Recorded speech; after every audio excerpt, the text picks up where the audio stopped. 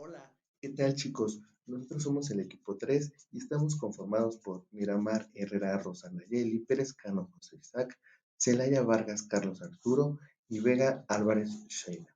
Estudiamos en la Universidad Nacional Autónoma de México de la Facultad de Estudios Superiores Cuautitlán, estudiando la carrera de farmacia en la materia de laboratorio de farmacología general y les vamos a hablar acerca de un artículo de interacciones farmacológicas hipoglucemiantes.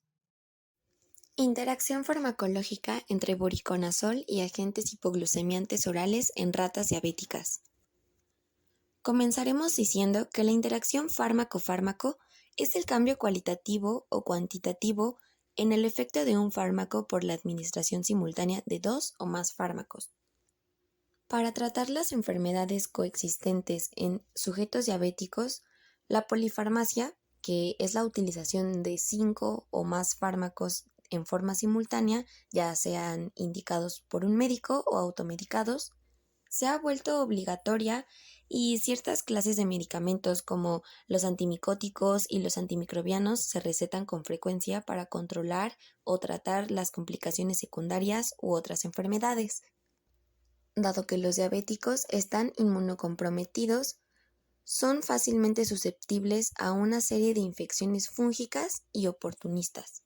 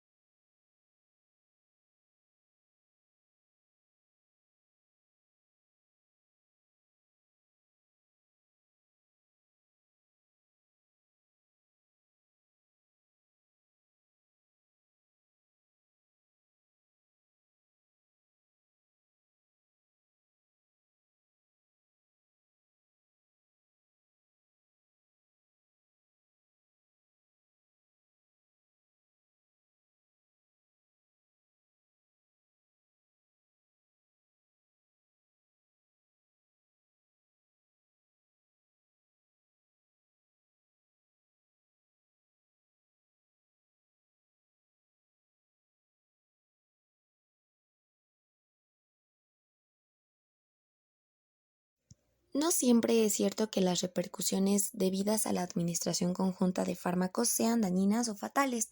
Sin embargo, no se puede ignorar el impacto, ya que un número considerable de fármacos coadministrados alteran la regulación glucémica lograda debido a una determinada terapia hipoglucemiante oral.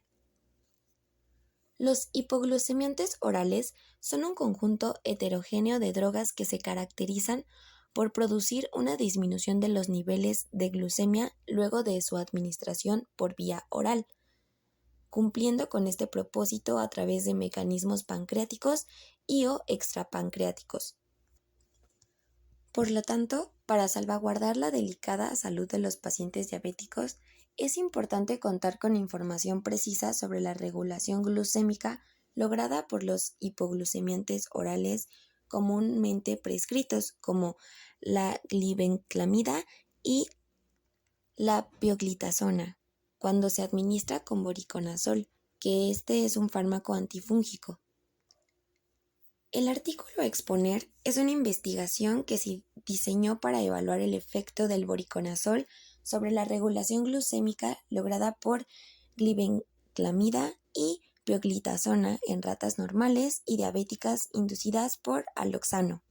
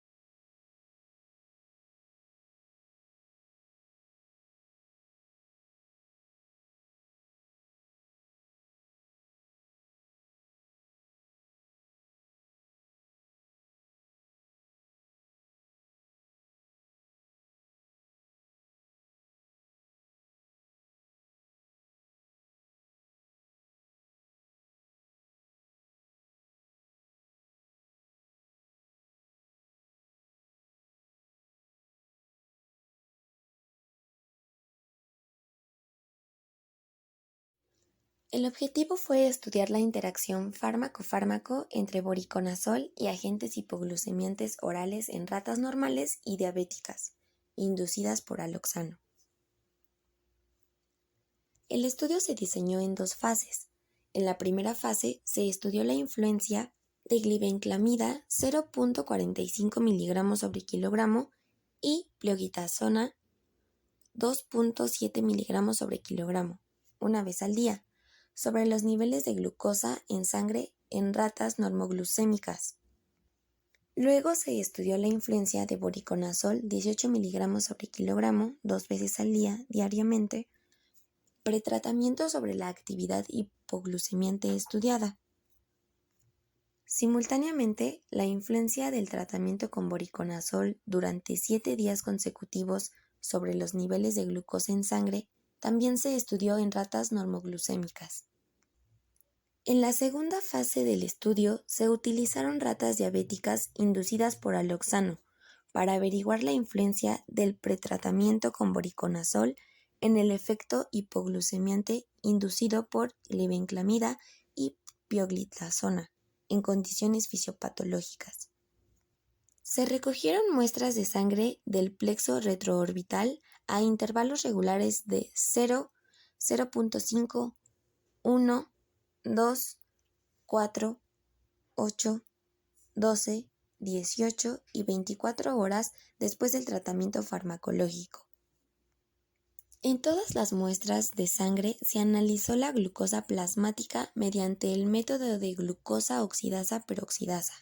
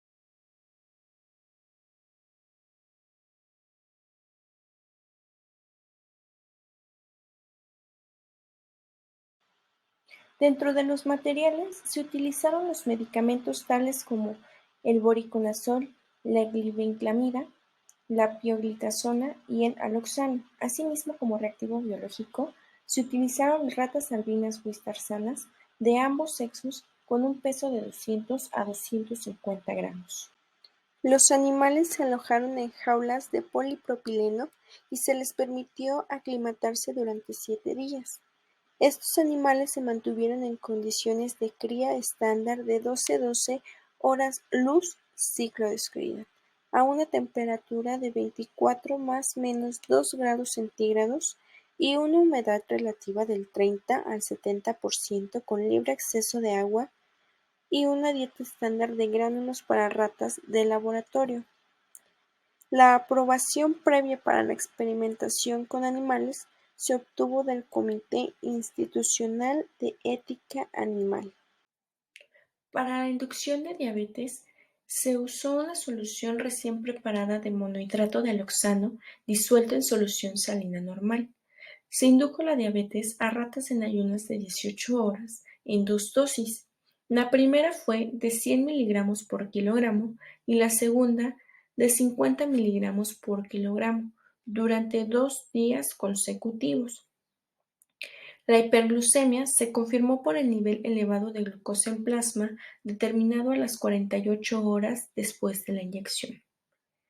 Las ratas con niveles de glucosa en sangre superiores a 250 miligramos por decilitro se consideraron diabéticas y fueron seleccionadas para el estudio.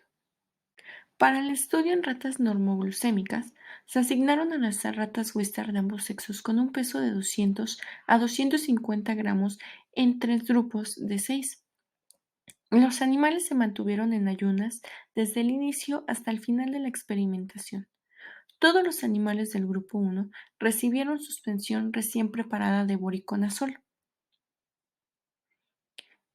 a una dosis de 18 miligramos por kilogramo vía oral 2 veces al día, esto durante 7 días consecutivos.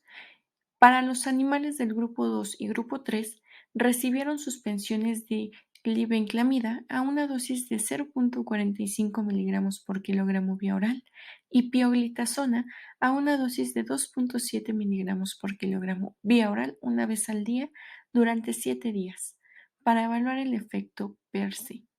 Se recogieron muestras de sangre del plexo retroorbital de todas las ratas a intervalos de tiempo regulares de 0,0, 0.5, 1, 2, 4, 8, 12, 18 y 24 horas después de la administración del fármaco.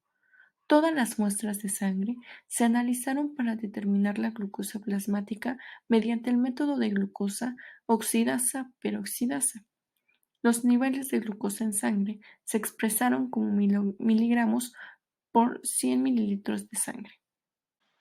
Después de 7 días de periodo de lavado, los mismos animales del grupo 1 y del grupo 2 recibieron voriconazol en una dosis de 18 miligramos por kilogramo por 2 veces al día durante 7 días consecutivos. El séptimo día, 6 horas después del tratamiento con voriconazol, todos los animales se mantuvieron en ayunas durante 18 horas y se les proporcionó agua. El día 8, después de 1 hora de tratamiento con voriconazol, todos los animales del grupo 1 recibieron suspensión de glibenclamida y los animales del grupo 2 recibieron suspensión de pioglitazona. A continuación, se recogieron muestras de sangre en los intervalos de tiempo mencionados anteriormente y se estimaron los niveles de glucosa en sangre. Estudio en ratas diabéticas. Se asignaron 6 ratas diabéticas de ambos sexos para el estudio. Los animales se mantuvieron en ayuno durante 18 horas con agua y se continuó hasta el final de la experimentación. Después del ayuno, se recolectaron muestras de sangre para la estimación de glucosa en sangre.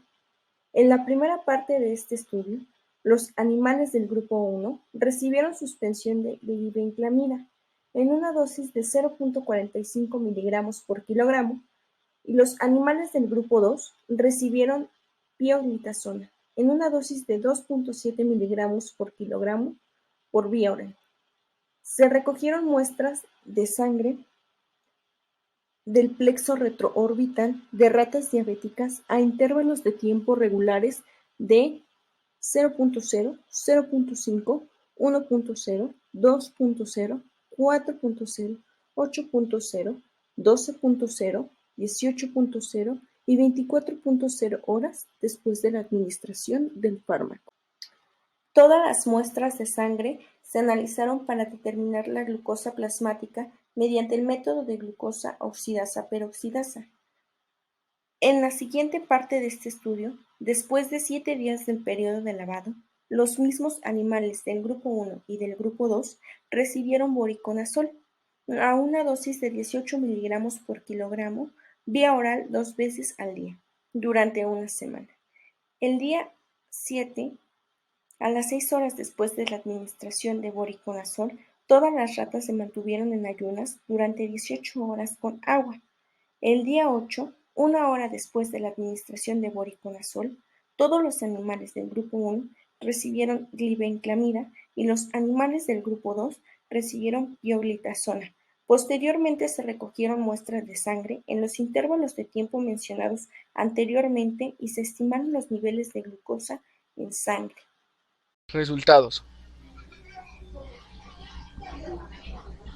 Resultados. Los resultados en la investigación sobre las interacciones de voriconazol con glibenclamida y pioglitazona los vamos a visualizar en dos grupos. En el primero veremos las interacciones que tienen estos medicamentos en ratas normoglucémicas y después en el segundo grupo observaremos estas mismas interacciones, pero en este caso serán en ratas diabéticas.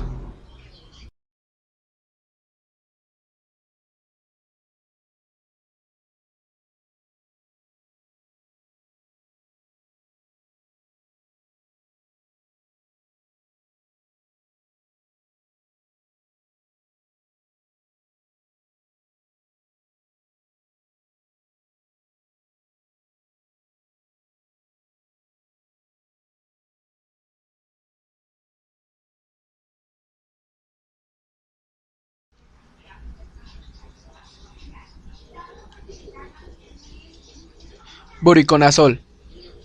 En la administración de voriconazol se utilizó una dosis de 18 miligramos sobre kilogramo durante 7 días consecutivos. No se observó que influyera en los niveles basales de la glucosa en ratas normoglucémicas. Esto indica que el voriconazol por sí mismo no tiene algún efecto hipoglucémico.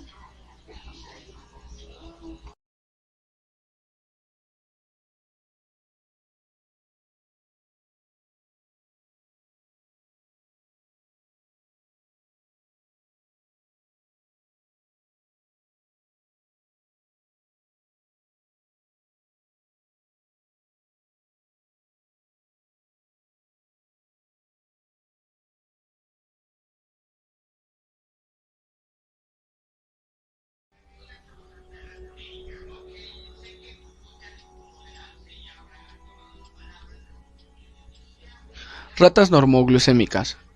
Glibenclamida. En las ratas normoglucémicas que se les administró glibenclamida se utilizó una dosis de 0.45 miligramos sobre kilogramo. Se observó que el inicio de la acción del efecto hipoglucémico fue a las 2 horas después de la aplicación.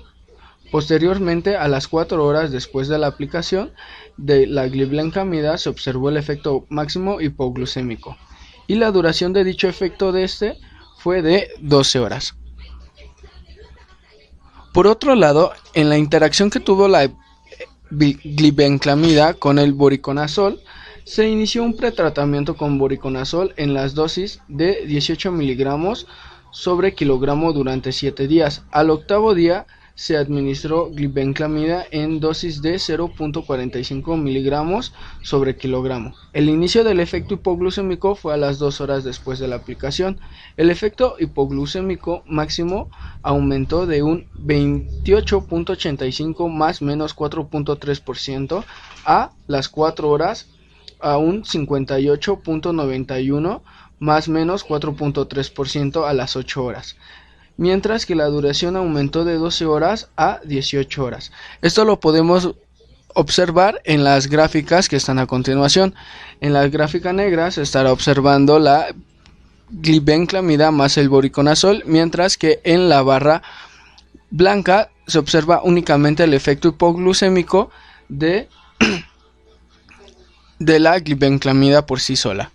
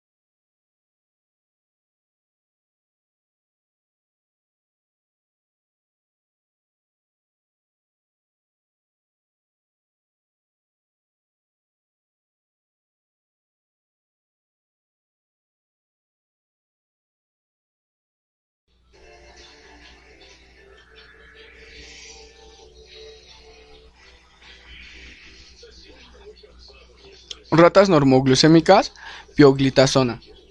Cuando se administró la pioglitazona se utilizó una dosis de 2.7 miligramos sobre kilogramo. El inicio de la acción hipoglucémica se observó a las 2 horas. En este caso, el efecto hipoglucemiante máximo se observó a las 8 horas y la duración de la acción hipoglucémica fue de 18 horas. En las interacciones de la pioglitazona junto con el voriconazol, a los animales se les dio el pretratamiento con voriconazol en una dosis de 18 miligramos sobre kilogramo durante 7 días. Se observó que a la administración de pioglitazona en una dosis de 2.7 miligramos sobre kilogramo, que el inicio del efecto hipoglucemiante inició después de las 2 horas de la aplicación, mientras que el efecto máximo aumentó de un 35.7% más menos un 6.5 a las 8 horas, aumentó a un 45.93 más menos 6.5% a las 4 horas, mientras que el tiempo de duración del efecto hipoglucémico se mantuvo en las 18 horas.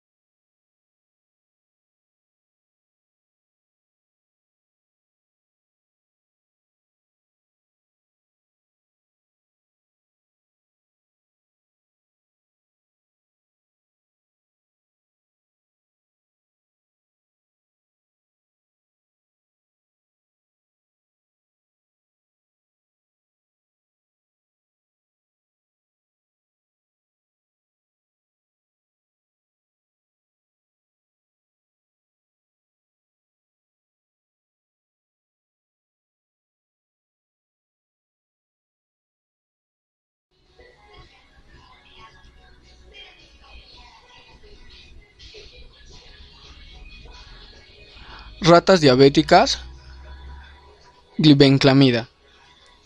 En la interacción de glibenclamida más voriconazol, se utilizó un tratamiento de voriconazol en dosis de 18 miligramos sobre kilogramos por 7 días consecutivos.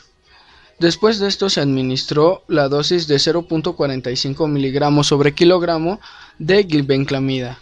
No se vio afectado el inicio del efecto hipoglucémico, mas en el efecto máximo ocurre un aumento del 44.65% más menos 2.1% a las 2 horas a 62.35 más menos 1.3% a las 4 horas, mientras que el efecto antidiabético duró 18 horas antes y después del tratamiento con glibenclamida. En los modelos se observa un desinterés por parte de las ratas para su entorno, lo cual indica la interacción de glibenclamida con voriconazol. En las gráficas se puede observar la concentración de glucosa con voriconazol y glibenclamida sola.